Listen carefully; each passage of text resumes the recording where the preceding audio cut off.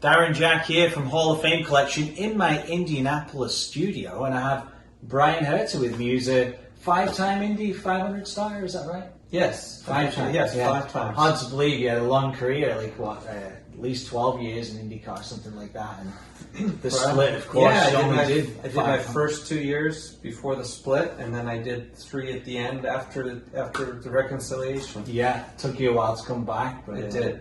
Yeah, unfortunately you missed those years, but you had a pretty good career with 4 total victories over that time as well. And actually 2 of those, 2 of them came in kart, and then 2 of them came in sort of the IRL years, right? Yeah. So, yeah, it was good. I got to drive in a couple different types of cars in a couple different eras, and missed out on a few years of racing in Indianapolis, unfortunately, in my prime, but still ended up all right.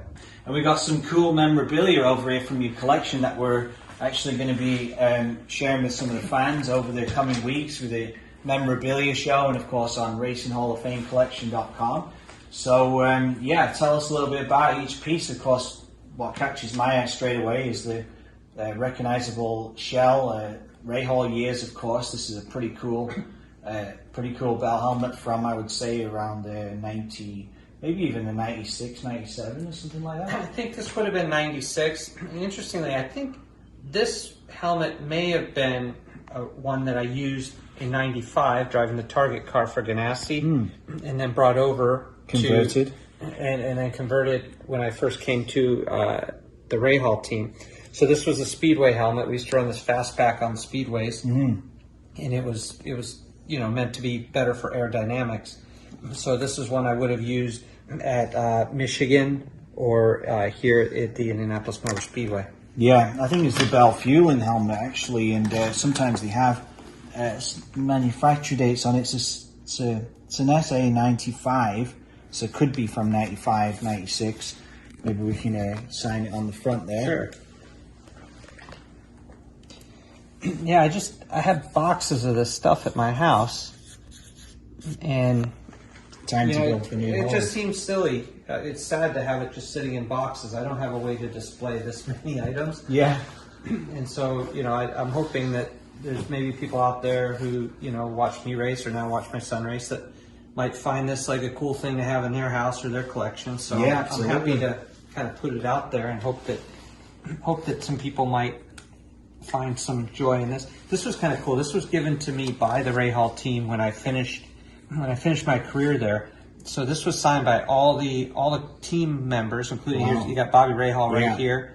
I'll sign right up here on the collar. Sure. So this was kind of like, it's a cool snapshot in time of the people that were at the team at the time. So this would have been the people that were at the very end of the 90s when I finished my career at Ray Hall. This would have been basically almost the entire group of people. You can see there's quite a few signatures. Yeah, on there. it's pretty cool. Even on the back. On the back as well, yeah. You probably quite unique. You don't see something like that too often. So you wouldn't find it as complete a collection of signatures from the team members as that normally. This one is probably around maybe 96, 97. It's maybe going a bit, maybe after this one, perhaps, do you think? Or yeah, so this would have been when I first went to Ray Hall. I'm trying to remember this all, but we had Mercedes engines. We switched to the Ford Cosworth. So this would have been probably a 97 helmet. And, and again, it's kind of cool to see these things. It's still, this is the last time I came out in 97. That makes sense. So this would have been a 97. And this is, the last time I wore it in a race. This would be the visor, everything. This is correct as I finished with it. This still has the radio in it, everything exactly as it finished. There's a bit of tape still on here. Yeah. That would have, you can see this is where my earplugs plugged in, and I used to, for extra security, because I'd had them fall out during a race before, I'd put a bit of tape on it to hold it together. And so it's funny, the bit of tape is the still authenticity. It's still on there. So this is exactly how, whatever race I completed, my last race with this helmet, that's exactly how I took it off my head. So that's great. I'll give that one a sign. Well, sticking with the helmet theme, we're going to, actually it's pretty cool seeing all these bells together, because this is the Bell Vortex helmet, which probably would have Would This have been predated it. in between it? No, this Or would have been. afterwards? No, this would have been earlier. Okay, yeah, So I'd this say would have between been. it maybe. This is a '95 helmet. Okay. Could even have been from '94, but I believe Yeah, '95. you're right. And the reason I can tell is this is the last year we used pop-off valves on. So this was a listening tube for the pop-off valve. So I might have even used this driving AJ Foyt's car, and then for sure with the Target car. And I know that because even the Sea-Doo sponsorship started when I was driving for Chip. Wow. But then Shell, Duracell, these sponsors were on the car, on my IndyCar in '96 for Rahal. Yeah, super cool. I love the lightweight feature on these helmets. They're super light. You can tell it's noticeably different. And it almost looks a little bit smaller too because there's no aerodynamics built into the back. Although these ridges are kind of unique on the top as well. Yeah, so now all the aero bits and things that you see on the helmets, they're all added on. You get these clear plastic bits, and the drivers can tune where they put them on the helmet. But in this time, these were actually designed in a wind tunnel, and they came like this, so everybody ran the same kind of setup. Super neat. We'll pop that one on the table there. Okay.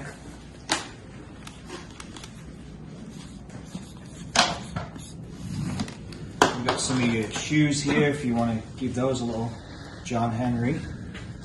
Yep. So I think Rahal wore the same type of shoes as I did at this time. This would have been from that same era. Yeah. So we used to have to put my initials in them because we were always getting our shoes Mixed up. confused. I think we wore the same style shoe and the same size shoe, and when we go to places like Japan and Australia, and they have to pack all the kit in the boxes, and we ended up with like his left shoe and my right shoe. Yeah. So You want to give that a sign there Yeah. for me? this is a pair I wore a lot. You can tell by you can see how Yeah, really just well by the done. amount of wear. Yeah. And these Bell boots, actually, I've got to think about my collection. I've probably got about 250 pairs of boots in my collection. I don't recall ever seeing a pair of Bell racing shoes. They had just started. Now I've been with Bell my entire career, and they started getting into this, and they gave me a pair. And I don't know how many they actually had or how many they sold, but I actually wore these in 1993 during my Indy Lights Championship season. Yeah. These are the boots I wore. So Super these cool. were my Indy Lights Championship boots. Maybe I should put 1993 Yeah. on it or something. So guys, if you don't see these on the website, you might find them in my museum because maybe these ones may not make it there. That's the cool thing about memorabilia here. Of course, I get to get first pick. So 93 championship boots from Bell. I'm pretty impressed with some of the Bell memorabilia that they've produced over the years. So they're fairly historic. And actually, speaking of your Indy Lights Championship, I believe somewhere in here we may have your suit from that season. There it is. You won the championship, right? Yeah, so that goes with the boots, and that's the only suit I had that year. It's super lightweight too. So it was made by I forget who it is. It was Australian suit manufacturer, Flame Crusher. Yeah. Is that right? And I didn't actually like it. It wasn't very comfortable. But Steve Horn, who owned the team Tasman Motorsports Group, he knew the Australian guy that was making the suits, and he made the deal with him. And I got one suit for the season, so that was it. That was the Wow. one I wore every Big practice, every test, every race. Yeah, and you won that championship. I remember at one point I actually had that helmet in my collection before I got the 05 one put in there. I'm going to give that a little. And put it right here. Yeah, Should I put Indy Lights Champ on that too? let's do that. Yeah.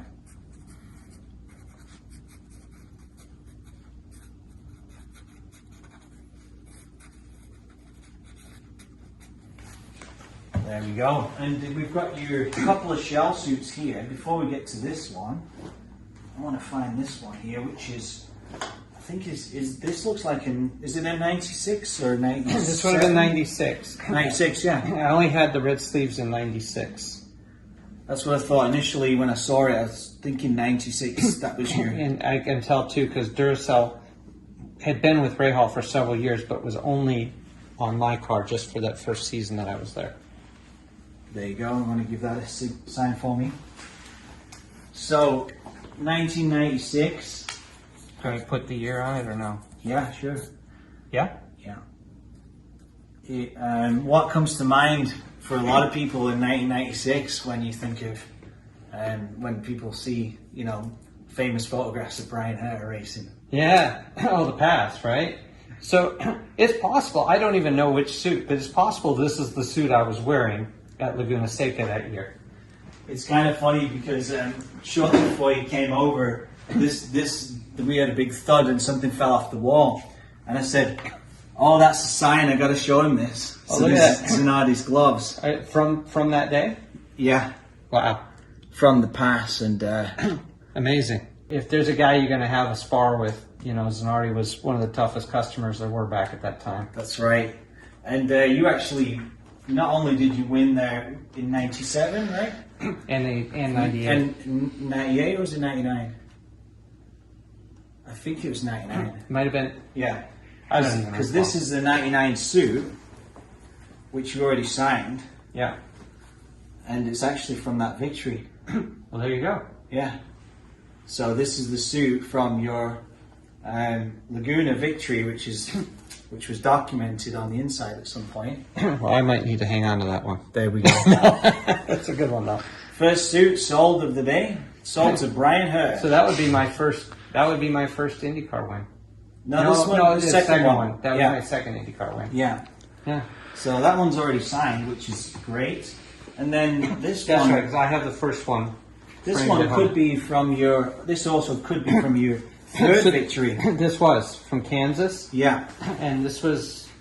I joined the team, and at that point, let's see. Yeah, I can tell because I only had two suits, and the first one they gave me was actually Dario's suit, and they put a patch over. gonna and want that they back, put you my know. name. They put my name onto the belt, but if you flipped it over, you could still see Dario's. Okay. And then they got me this one, which is the one I was actually wearing when I won the race. Yeah. Dan actually wore one of your suits as well, either yours or Dario's. Do you remember when Dan was driving this car? There was there were several instances during those couple of years, just because of circumstances like when Dario was hurt, Yeah. and then I subbed, and then Dan drove the car for a race. Yeah. And rather than make a bunch of new suits, and we were all similar size, they just kept changing the name on the belt. And it was also last minute because obviously, I mean, like you say, there was times when that happened. I mean, you were injured, and I'm trying to get it all right here, but Dan replaced you, right? So In 2003. This is in 2003. Dario hurt his back. That's right, from his I accident. came back and was just supposed to do a couple races, and then Dario came back and ran at Pikes Peak, and then they reevaluated him and said, no, you really shouldn't be back, and so he had to sit the rest of the year out. And I think maybe then Dan did a race, and then they brought me back in to finish the year. Yeah. And then it just went really well, and it was a good fit within the team. That's when they then put the XM satellite radio sponsorship together to add me as a fourth full-time car the following year. And that became the super team, of course, which was even better. Yeah. You see, Dan was doing the Indy 500, but he had when Michael Andretti retired, he had the contract to basically continue the rest of the season with Michael, right? So that's why the other car became available. Excellent. Look at that.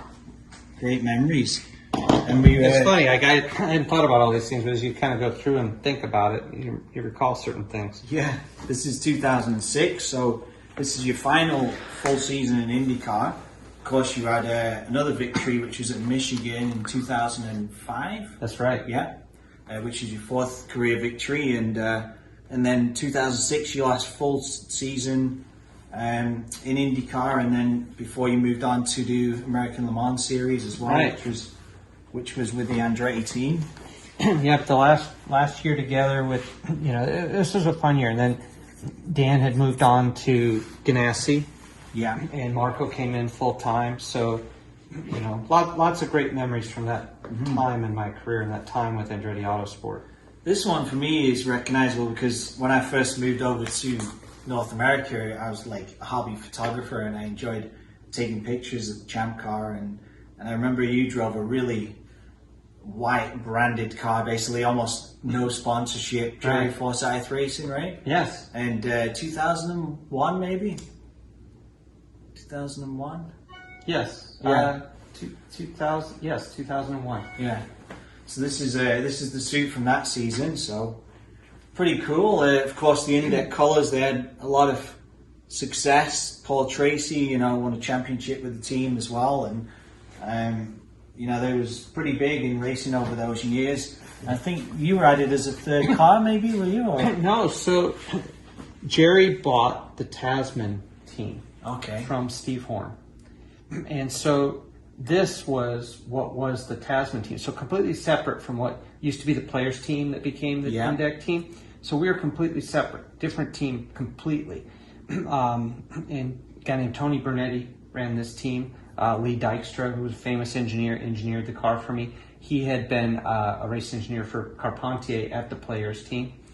So, this was an interesting year. It was kind of a strange year. I mean, the things that, when I see this suit, I remember a couple of things. The year that we went to Texas and couldn't race. Yeah. That was the year, and I remember I qualified fourth there. Was that the high speed one where guys were passing out? I was scared to death. Honestly, I was scared to death. When they canceled the race, I felt bad for the fans, but I wasn't feeling that bad about not getting to do that race. What qualifying speed did you do? Do you remember? I qualified a mile and a half over. It was like a high 236 average, so nearly 250 going into the corners. It was nutty, and like I said, but I remember that, and I remember. I think we qualified third, and I led early on the last race I did in this. And this was probably the suit. I only had 2 suits that year. Yeah. And at Fontana, yeah. And I led the race early, and then we kind of fell back later on. But yeah, pretty cool. I can sign that one. 2001, we agreed. You get older like me, it all runs together. It's my job to remember this. So we got this helmet, and this is really unique for many reasons, in my opinion. First of all, obviously you've got the air tube there, which is coming in, so it's a stock car helmet.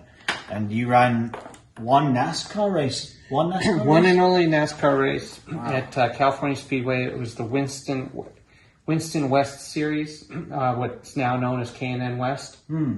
I drove for a team named Bill McAnally, and Richard Childress actually helped place me into that thing, because at that time this was right around 2000, 2001 era, and I was contemplating at that time whether I wanted to try and transition and move into stock cars. I was intrigued by it. Yeah. And so Richard Childress helped put me together with Bill McAnally.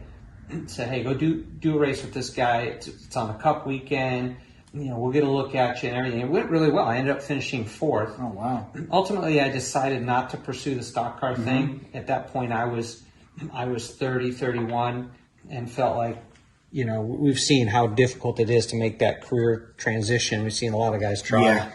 And I ended up not going that direction. I'm glad I didn't, because that gave me my years at Andretti and all that. But and of course, this was the one and only. Yeah. And again, there's some Velcro on the top. This is how I used to mount the radio, hold the radio on there, and all the tape and stuff is exactly how it came off.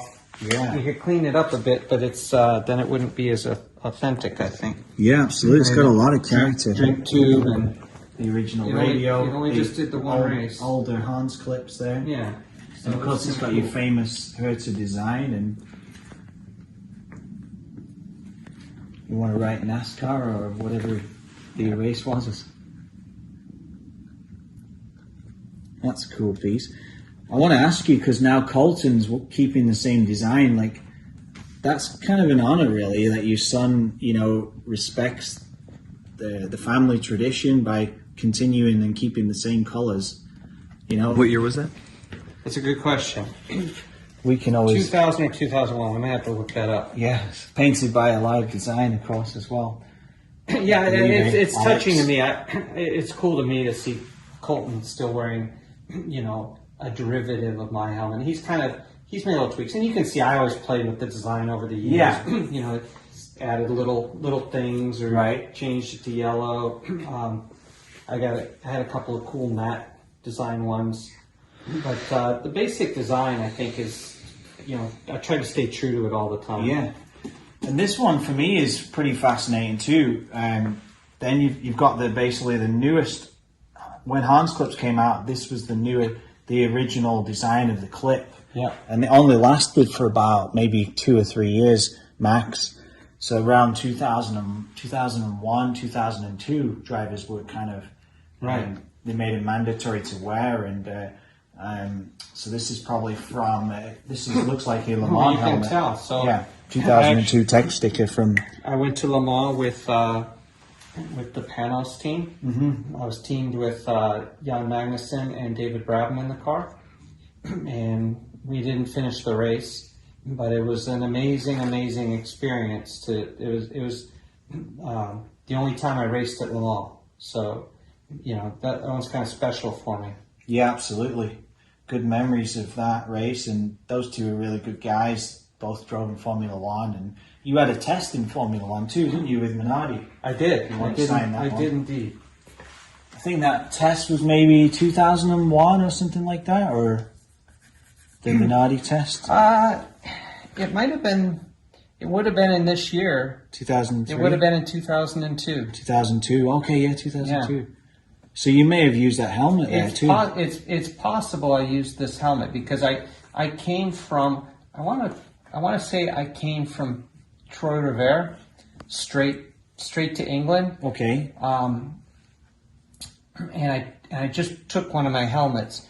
There's a magazine cover from Racer Magazine. Yeah. I'm actually holding the helmet in the suit, and I recall clearly it had the Michelin. I remembered that. That's why I thought of it. Yeah. It has the Michelin visor strip, and it's probably this helmet. Yeah. But we'd have to find the photo to be sure. Yeah, we can check that out.